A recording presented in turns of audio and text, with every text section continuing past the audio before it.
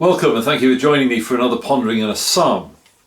Today's psalm is Psalm 64, and that brings to an end a series of psalms beginning back in 52, which are drawn from David's numerous experiences of being on the run, being in danger, his very life being threatened. Sometimes the enemies are Saul, sometimes the enemies are Absalom, his own son, and those with him.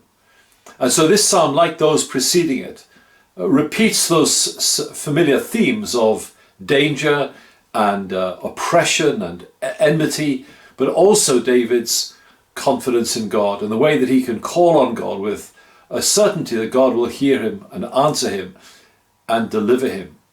It's a great reminder to us in life that no matter how many our enemies may be, no matter how difficult our circumstances may be, they are never so completely overwhelming, but that we are able to call out to God and to ask him to come to our aid. In recent months, I've become a little bit familiar with some of the writings of Alexander MacLaren, a great Scottish theologian and preacher of a previous day.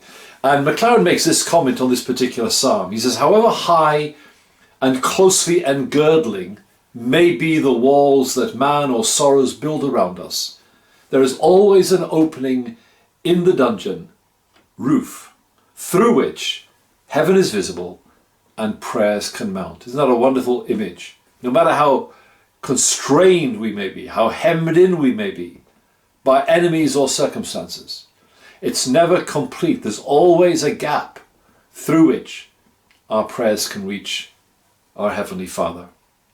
So we have here really in Psalm 64 two main sections, as I see it, closing with a final word of exhortation. And these two sections, in a sense, parallel or at least contrast each other.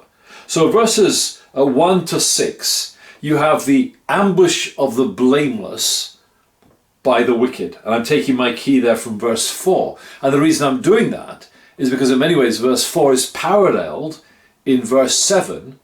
And I call 7 to 9 section the attack on the wicked by God. So in 1 to 6 you have the godless, the wicked's ambush, that's the psalmist's word, of the blameless. Again, that's the psalmist's word here.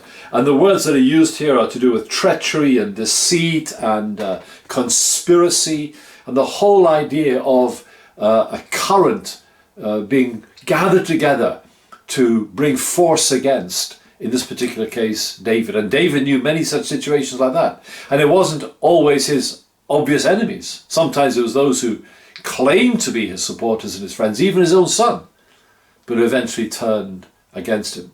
But the key word here is the word suddenly. Suddenly is how they attack him. Verse 4, shooting at him suddenly and without fear. And then in the second part of the psalm, verses 7 to 9, you have not the ambush of the blameless by the wicked, you have the attack of the wicked by God himself. Similar words in verse 7. God shoots his arrow at them. They are wounded, notice, suddenly.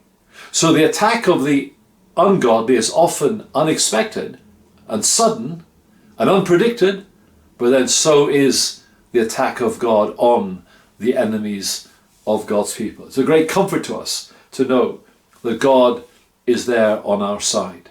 I also want you to notice that the key element, as depicted here, of the attack of the wicked on David and on the blameless is the use of their tongues and their speech and their word. It comes frequently here. They whet their tongues like swords. They aim bitter words like arrows. Verse 5, they talk of laying snares secretly. So the tongue is a powerful instrument, and we know that from James, for example, a powerful instrument in the hands of the wicked. And it hurts, especially when it's behind our backs, when it's conspiratorial, as it appears to be in this particular psalm. There's the old adage, sticks and stones may break my bones, but names will never hurt me. Well, the truth is they do. And the malicious gossip and snide comments of our enemies can be desperately damaging and painful. But God will shoot at them with his arrows. And here's the other principle I want you to notice that's laid out in this psalm, is that their intentions for the godly will redound on their own head. You see, they are brought to ruin with their own tongues turned against them. It's the principle of divine retribution. One writer says it's the boomerang of malicious speech. It'll come back to hurt the person who gives vent to it. So we have a great confidence here and a great place of safety and security. Yes, people will attack us. Yes, our enemies will surround us at times and almost overwhelm us. But we have God to whom we can turn wherever and whenever we find ourselves. And we have the promise of his word that he will vindicate his own people and he will ultimately bring to nothing and judge our enemies, because our enemies are God's enemies.